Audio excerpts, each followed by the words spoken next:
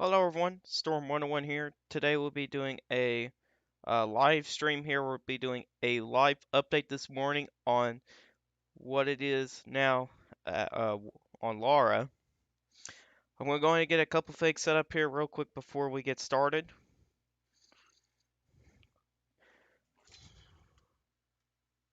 So welcome to anyone that's going to be joining the live stream this morning. Yeah, we got some big news coming from Laura today. Gonna let my Twitter followers know. Live update on Laura this morning in the BAM so my Twitter followers know. Alright, let's get started. So welcome to anyone that's going to be joining on live stream here today. So we got some big news from Laura. So the National Hurricane Center has upgraded their forecast to be for Laura to become a Category 4 hurricane, which I believe is 130 miles per hour. It's right now 115, but the hurricane hunters have found a recorded wind gust of 140 miles per hour, which is recorded. Now let's take a look at where the hurricane hunters are right now. They just left the eye of the center of the storm, and looks like we're not able to see it. We're kind of too late, but we did have a record of a pressure drop down, which is now down to 958 millibars. If you guys remember last night, it was definitely not this low at all. And so I believe this here dropped about 20 millibars since our live stream last night, which is kind of ridiculous. So this storm, Laura, has been really rapidly intensifying. Uh, and this recon plane has actually went for the center multiple times. And it's still rapidly intensifying, and it still has no signs of dying down, which you can actually see Louisiana on the top right there. You can see Louisiana. So this is what Laura looks like right now. You got not a clear eye at this point here. It's kind of doing a little recycle type of thing, but what it's also doing here, you're getting these little melts of vortices getting into the circulation as well. So that's why the eye looks a little bit messy as of right now, but that's also still a sign of intensification. Keep in mind of that as well. So we'll probably likely see this later today have a clear eye again. But man, it is crazy of how this has rapidly intensified. And one of the people on Twitter, uh, which he's really experienced with tropical systems, he said that a Category 5 hurricane is looking more and more possible. The chances are just getting larger and larger by each uh, recon pass, which is ridiculous. And I'm saying this, a Category 5 hurricane is possible with this, of how rapidly intensifying is, especially recorded of a wind of 140. That's a Category 4.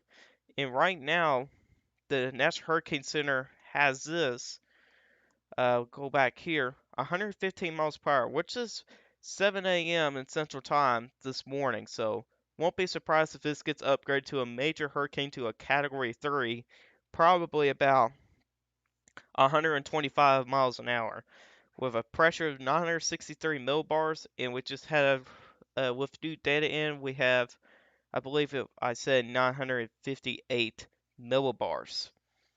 With new data in, we have, I believe I said 958 millibars. So it's really dropping a lot of pressure here, and it's heading right towards the Louisiana, Texas state line coastline there. Good news is there's not a lot of people that live in those areas, but hopefully everybody in that area has moved out, because this storm is definitely going to be pretty devastating for those areas in there. And also, one of my biggest concern is storm surge. If this gets stronger, the worse the storm surge could be. I've also believed very soon here that the National Hurricanes will update their cone forecast at around 11 o'clock Eastern time. So We do expect that.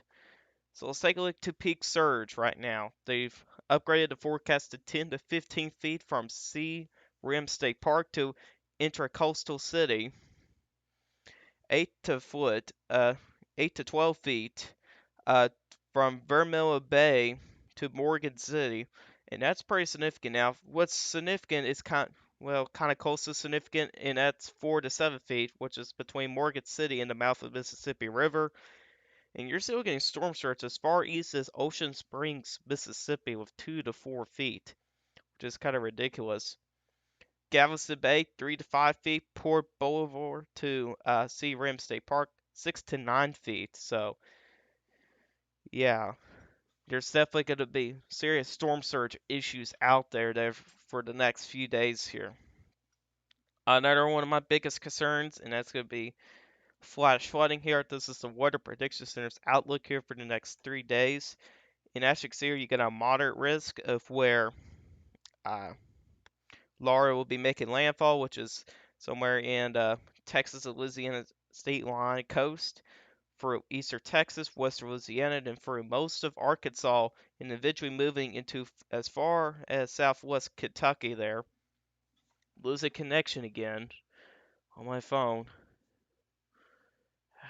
Man.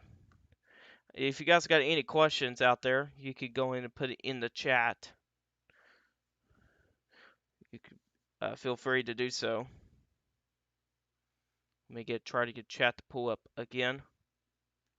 There we go. Uh, there we go. So let's take a look at rainfall here by the Weather Prediction Center. And as you can see here, some areas may even see a little over 10 inches rain along the Texas and Louisiana state line coast there. The orange is a 6 to 10 inches there, which is a lot of rain. And what's also still a lot of rain, and that's 4 to 6 inch range, and that's in the yellow. So definitely going to be some issues for anybody that's going to be in the yellow, orange, or even in the reds. It's going to have some flash flooding issues for the next few days or so.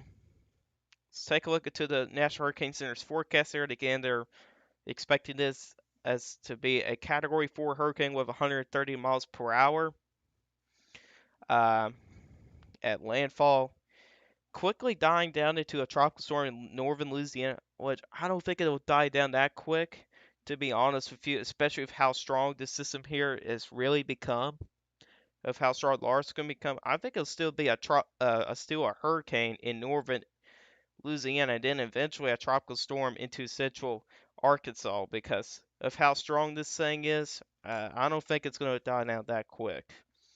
I mean, this thing again has a chance of becoming a low-end Category 5 hurricane, kind of similar to Hurricane Michael, which is not good. And if you guys don't remember Hurricane Michael, it rapidly intensified before landfall, and this is what we're seeing right now. So, and it still has most of today to be over some of the waters before landfall there. You can see here it becomes a tropical depression into central Arkansas, and eventually for Kentucky. With something what's really interestingly enough here, the weakest point of the system is actually going to be 1 o'clock on Friday, and actually gains a little bit of steam when it gets into Kentucky and Tennessee. They have it 35 miles per hour now. This is going to be due to a trough that'll be coming in. You got a trough that'll be setting up here, you got a ridge that'll be setting up here. And that'd be really something to watch here. And some models are actually keeping it as a hurricane, which is ridiculous. I mean, let's look into the intensity. You guys will see what I'm talking about here.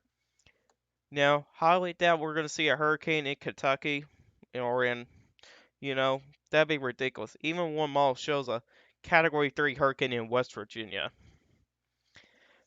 I mean, that's kind of ridiculous, but highly doubt this is going to happen, but I do say that a tropical storm may be possible across Kentucky there, where with that trough area, it's going to help the storm gain a little bit of steam there. So that's definitely something very interesting to watch here. But you can see the models have been terrible with this storm here. And keep in mind, this model here actually nailed Laura a few days back. If you guys remember that this storm here had a rapid intensification and had a Category 4 hurricane before landfall. This ball has actually nailed the storm, so that's a good job for the HWFI model there. Meanwhile, for some of the other models, they're not doing so well, so yeah, on that. And here's the tracks here. I don't expect for landfall to shift anywhere. I think it's likely going to make landfall somewhere kind of in the Texas, Louisiana state line coast. They're eventually going through central Arkansas, then going through Kentucky, West Virginia, and Virginia, then going back into the Atlantic there, which may become a tropical storm again, which is definitely a possibility. So if we go back here, take a look to your wind speed probabilities. This is the probability for tropical storm winds. You can see it's a pretty large field here for tropical storm winds. Even the Galveston and Houston area has about a 80 to 90% chance for tropical storm winds there. And for like New Orleans, that's about a 40% chance. So this is a pretty large area for tropical storm winds. So you can see how it really dies out very quickly. But still in central Arkansas, there could see about 40% chance for tropical storm winds. You can see there across where I'm talking about here when it picks up steam, they got a 5 to 10% chance for tropical storm winds for portions of Virginia and North Carolina because of that trough. It's going to help it gain a little bit of intensity. Now, they don't have a 5 to 10% for Kentucky and Tennessee, which I kind of find it a little odd because some models have been indicating a tropical storm wind. Some of those models is actually keeping it as a Category 1 hurricane, which is kind of ridiculous, but they actually had two more models on board. Yesterday was 3 models, and now we have 2 more models. We're actually now up to 5. So there's some increasing confidence here that this storm system here maybe still be a little bit strong over land there. So it's definitely something to watch here.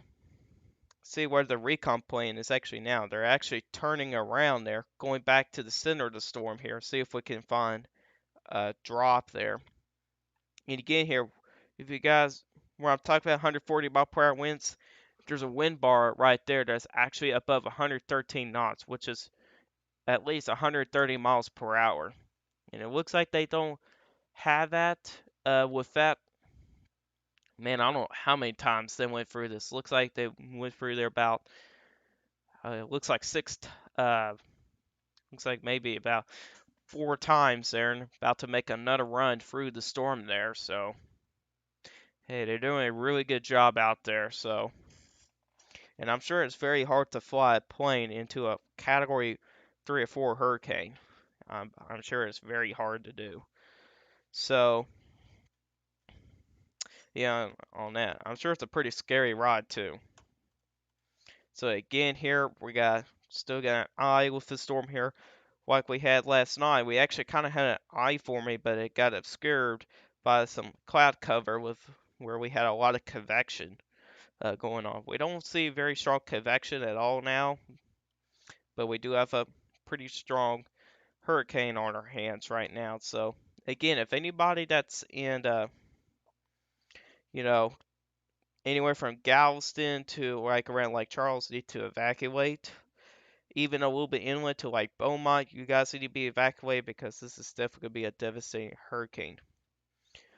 So I did update this forecast here. Your current storm location is actually right here, which I've done pretty good with the timing so far with this here. I did decently on time, but man, I've underestimated the intensity though. But currently 115 miles per hour in this location here back at 7 o'clock on Wednesday this morning. About 8 o'clock Wednesday, I'm actually expecting this to be a Category 4 with 135 miles per hour.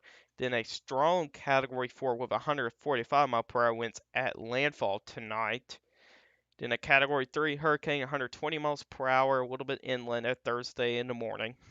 Then dying down quickly down to a strong tropical storm when it approaches into Arkansas by Thursday evening. Then by Friday morning, tropical storm still at 40 mile per hour winds. Then eventually getting to Kentucky and Tennessee, it's a tropical depression throughout really throughout the entire day of Friday, even into Saturday here. Which I'm thinking about this will maintain 35 miles per hour, and there's a chance that this here may come back as a tropical storm in this time period here. There's a possibility here. If this here does become a tropical storm, this will be the first time in my life to experience a tropical storm here in Kentucky. So it'll be very interesting to watch that. And then whenever it gets over to the water, it's actually back to a tropical storm with 40 miles per hour by Sunday morning. So that's your intensity forecast right there. Here's my updated rainfall forecast here. You actually see here I definitely backed off with rainfall amounts a little bit further to the northeast because this thing here will start to move fairly quickly here due to that trough there. Yeah, as you can see here, I did back off with rainfall amounts right in here. You can see it around Lake Charles, maybe 8 to a foot of rain there. That's where I'm predicting most of the rainfall. Then 5 to 8 inches about as far north as Manny, Louisiana there. Then Shreveport back you guys off down to 35 inches of rain because things like this here will be moved a little bit quickly. Then when you have a little curve there, anywhere from Little Rock, Arkansas, up to Paducah, Kentucky, that's where we could see 5 to 8 inches of rain, that's going to be an area of concern. Then 3 to 5 inches of rain extends as far northeast as Lexington, Kentucky there into central Kentucky. Then you got 2 to 3 inches of rain, which also includes Nashville as well, which includes all the way to Huntington, West Virginia, and even Ashland. Then 1 to 2 inches as far northeast as uh, what town? Winchester, Virginia. So yeah, and it also includes like Birmingham, Tuscaloosa as well, New Orleans, and also Houston as well. So if anybody that's going to be in the oranges, reds, and even in that pink area, definitely have to watch for some flash flooding. And I think I'm going to put this as my official forecast here. Although I may change it once more, but I think I'm going to put this as my official rainfall forecast. Now, the intensity, of course, will change around some still as well, but I probably won't quite just put it as official since it will change quite a bit, especially when it gets before landfall. But we're going to see here. And like I said last night here, my guess is that Port Arthur will get the direct hit. We'll see if that happens there. I'll also be a little kind of surprised if I get that right. So yeah, on that. And again, guys, if you've got any questions, you could go and feel free to put in the chat. So let's talk about a little bit about severe weather here. We got slight risk for severe weather across a good chunk of Louisiana for tornado threat. Got a slight risk across the Great Lakes in the Midwest. Tornadoes will be your primary threat with Laura. Damaging winds across the north, and then hail across Minnesota and Wisconsin. Then day 2. Now things get really interesting, not for Laura, but across the northeast. We'll start off with Laura here. You got a slight risk for severe weather for portions of Arkansas, Louisiana, and far western Mississippi. And again, tornadoes is your primary threat. But look up in the northeast, guys. Got a 5% chance for a tornado in a 25-mile radius. Damaging winds, however, is also hatched across the northeast. Even hail as well. And you don't see very large hail that often across the northeast, so there could be a pretty significant severe weather event across the northeastern United States tomorrow. So if anybody that lives up to the northeastern United States, definitely need to watch this. There can also be some significant hail back across the plains there as well. Here's day 3. You got your tornado threat in this general marginal risk across this region in here, kind of around the Mississippi River. You do have a large slight risk area across portions of the Ohio Valley and even portions of the Midwest as well. And I'll say the primary threats would be damaging winds, maybe a couple of tornadoes out there nearby Laura. In your 4 to 8 day outlook, there is still a slight risk of severe weather across the Northeast. So, yeah, that enhanced risk yesterday across the Mid Atlantic was a bust yesterday. So seems like not a whole lot of people are watching this morning, which is fine. Let's see what the recon plane has got for us. We'll wait for another pass. How about that? We'll refresh this. Looks like it has not been updated yet, so we'll wait on that. It's currently going back into the storm here. This is actually the last 10 minutes here. You can see those purple shades there with the wind bars. That's between 64 and 83 mile per hour knots there. You can see how it's definitely dropping in pressure as well with 995, well 996 millibars. So yeah, will West Virginia get impact? Yeah, you'll get some impacts in West Virginia more as of a tropical depression there. The primary threat will be some gusty winds and probably a decent amount of rain, like in my forecast. Really, West Virginia in those higher elevations could see most of the rain. So just watch out for that there. And like I said, there is a chance for a tropical storm over land here. With that trough there will help it kind of intensify just a little bit. And I'll show you guys the European model here because it's ramped back up again with some of those regions. So here's the Laura right here. You know, it's underdoing the winds, 100 miles per hour, stronger than that right now. Indicates landfall about 3 o'clock in the morning. 115 mile per hour sustained winds makes landfall just southwest of Lake Charles. Moves across the north, dies down, but it actually gains strength when it gets into Tennessee and Kentucky here, especially. Look over Nashville, 30 mile per hour winds. This will probably count as 35. Makes sense, the European model's not that high risk, but if I turn on the wind gusts, yeah, 83 mile per hour wind gusts. So definitely something that we need to watch for here, especially with how the European model's been pretty consistent with it. And it's going to be pretty bad for some of those higher elevations as well. You see, then it pushes along to the east here. You know, sustained winds here. Becomes a tropical storm again. So definitely something we're going to have to watch for very closely there. Which I didn't really check the rainfall amounts from the European model yet. So here you go here. Generally 6 to 8 inches of rain there. You think you get some pretty higher amounts across Arkansas, about 10 inches. 11.5 by Little Rock. Got a few spots up here. Areas about 5, 6 inches of rain. 4 inches, about 4 inches there. So yeah, yeah, uh, yeah. It could be a lot of rain coming for Arkansas there, and those guys actually may will see most of the rain with it. So definitely something we're going to watch for. If we take a look into my phone's in the way, the screen, the GFS. It's even showing a decent amount of rain nearby Arkansas, 5 inches around Lake Charles, 10 inches of rain. But we'll be watching this very close here. I'll say the GFS is underdoing some of these rainfall amounts since it's not a high-res model. However, let's take a look to the high-res NAM with this. And as you can see here, some areas, 14 inches of rain showing up there. If you go around Little Rock, about 6 inches of rain. Yeah, 6.5 there in northeastern Arkansas. Doesn't go throughout the entire event. You can see there. This is only the next, 60 hours there.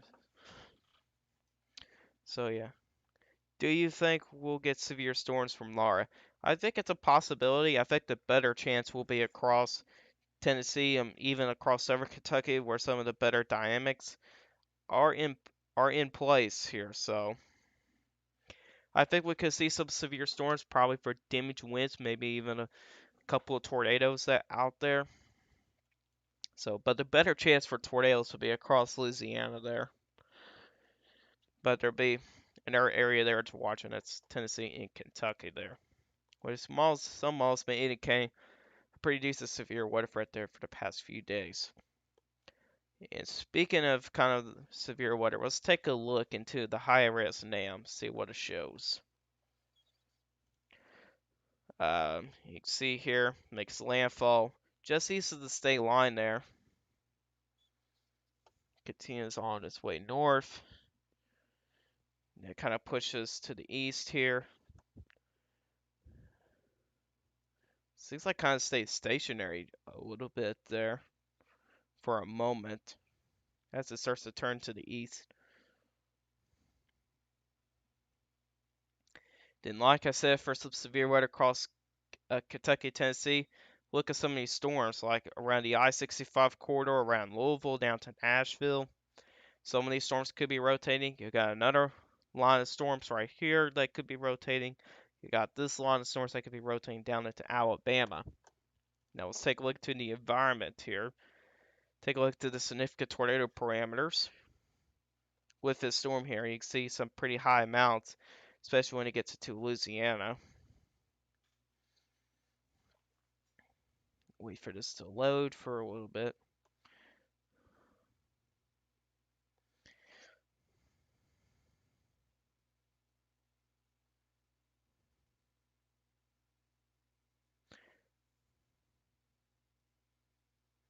Alright, you can see here, man, it's actually showing some pretty decent amounts here. Uh, Values here. Over a 1 here, that's when you have a decent chance for probably for a tornado. But a 3.1 though, that's a little bit of a high of a number from coming from the high risk model. Can you subscribe to me? I just got to 126. I'll think about it. I'll think about it. But you can tell here by the environment here, the photograph actually looks decently good. You got some wind shear at the low levels, got some instability to work with as well. We got some cape, got some wind shear again. A pretty decent photograph there, and that's a level of a 3. Got another spot here coming up just south of Nashville, which Nashville does not want another tornado, and hopefully it doesn't happen with Laura. That'd be pretty bad. Let's wait for another sounding to come up. The photograph actually looks a little bit better right there. Yeah, this sounding actually overall looks a little bit better. Got wind turning in height. Got instability. Pretty good environment there. Pretty decent environment for tornadoes. And let's go down to where some of the highest amounts will be. That's across here. Oh my gosh, a 19. Now, it's going to be a ridiculous sounding. Let's just see what it says. I mean, this is a favorable environment for tornadoes. Yep, off the chart. PDS tornado icon there. Yeah, everything's off the chart here, so. But again, like I said, kind of it'll be a favorable environment for tornadoes. I don't think we'll see significant tornadoes out of it, but it'll be a favorable environment for some tornadoes to be out there. Let's actually take a look into the NAM, which these here are fresh runs, 12Z. See, it makes landfall just to the east of the state line there. If you kind of continue on, you got some pretty good storms right there. That's definitely the day to watch here, especially if you're going to get some sunshine. You'll get some instability. You guys could have a better chance for severe weather. Let's kind of change our view here. Let's move on to the mid-Atlantic. So again, like I said here, definitely something to watch here from some of these storms here. Meanwhile, you actually got a cold front to the north right here that will actually come through. That'll bring in some really nice weather to some of these regions in here as well, which will be pretty nice.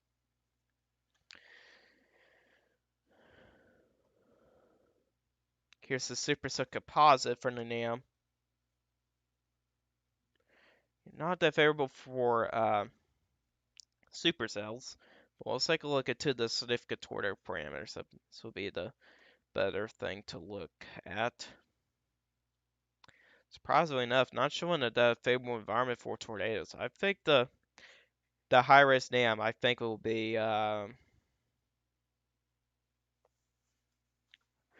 I think the high risk NAM will be a little bit better realistic. I'm leaving the live stream. Thanks for answering my questions.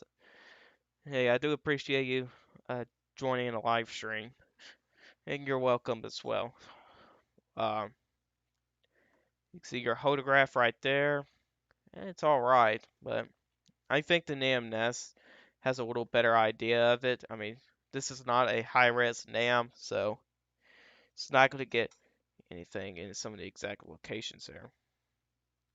Man, look up New York, though. Look at that. Whoa, I saw a 6.